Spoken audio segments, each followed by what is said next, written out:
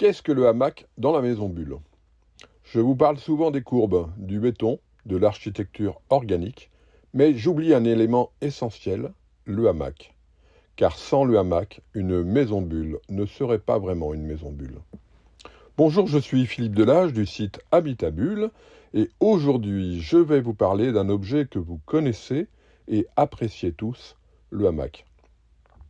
Le hamac ne date pas d'hier, il trouve son origine dans les cultures précolombiennes d'Amérique centrale et des Caraïbes.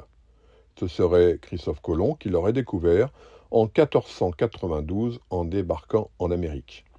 En voyant les Indiens allongés sur ce tissu tendu, il comprend immédiatement son utilisation sur ses navires.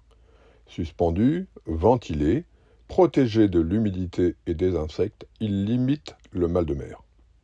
En fait, à l'origine, le hamac était déjà une solution architecturale. Dans une maison bulle, le hamac n'est ni un simple étage, ni un balcon intérieur, ni une plateforme suspendue comme le serait une mezzanine. C'est un espace en hauteur, modelé en contre-courbe dans la coque, qui semble flotter dans le volume principal. Il surplombe la pièce de vie, joue avec la lumière et crée une respiration verticale propre à l'architecture organique. Inventé et développé dans les maisons bulles d'Antilovag, le hamac est devenu un élément architectural emblématique.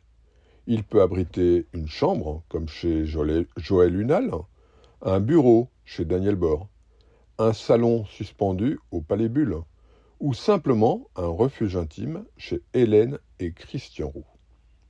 Parfois ouvert, parfois fermé, il permet d'être dans la maison tout en étant à l'écart.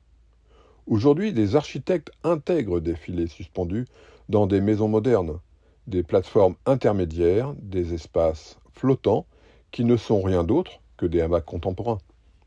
On retrouve même le hamac en forêt, où il sert de bivouac, tendu entre des arbres, ou en alpinisme perché à X milliers de mètres de hauteur. Non merci, c'est pas pour moi qui ai le vertige. Le hamac dans une maison bulle, c'est comme la mezzanine dans une maison traditionnelle. Un espace ouvert entre deux mondes, entre deux étages, sauf que dans une maison bulle, il prend une autre dimension, car la maison bulle n'est pas pensée en niveau superposé, elle est organique, continue. Le hamac crée une respiration verticale.